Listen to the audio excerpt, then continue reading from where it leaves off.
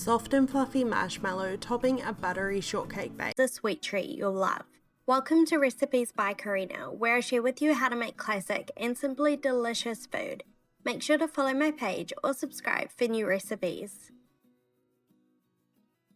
Start by making the base. In a medium-sized mixing bowl or the bowl of your stand mixer, add in the room temperature butter and powdered sugar or icing sugar.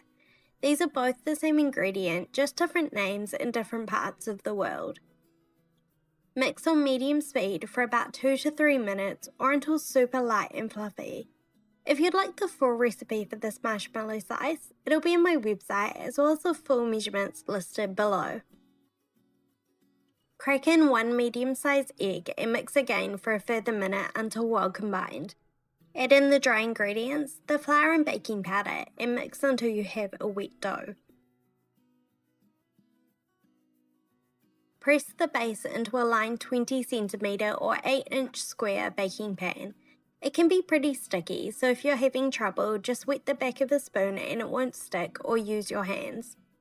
Bake the base in a preheated 180 degrees Celsius or 350 degree Fahrenheit oven for 20 to 25 minutes or until just starting to brown on the edges. Leave to cool completely in the pan. Next, onto the marshmallow filling.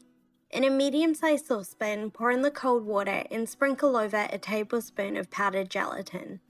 Don't mix, just let it sit for about 5 minutes for the gelatin to soften.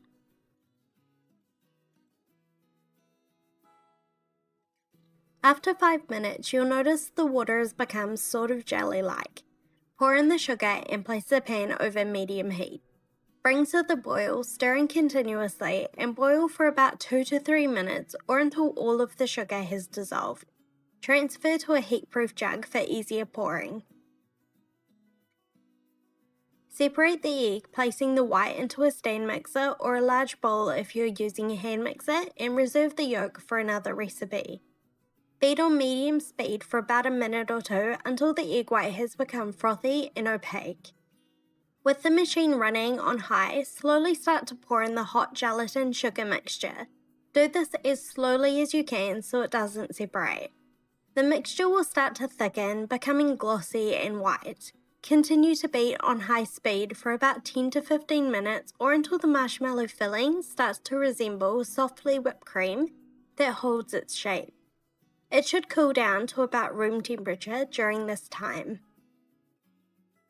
Add any flavourings or fillings you would like to the marshmallow. I have about half a teaspoon of raspberry essence here and stir to combine. Pour the marshmallow filling on top of the cooled base and use a spatula to spread it out into an even layer, pushing it into the corners. Top with freeze-dried raspberries and leave to set for about 6 hours or overnight. When you're ready to slice, remove the marshmallow slice from the pan and peel away the non-stick paper.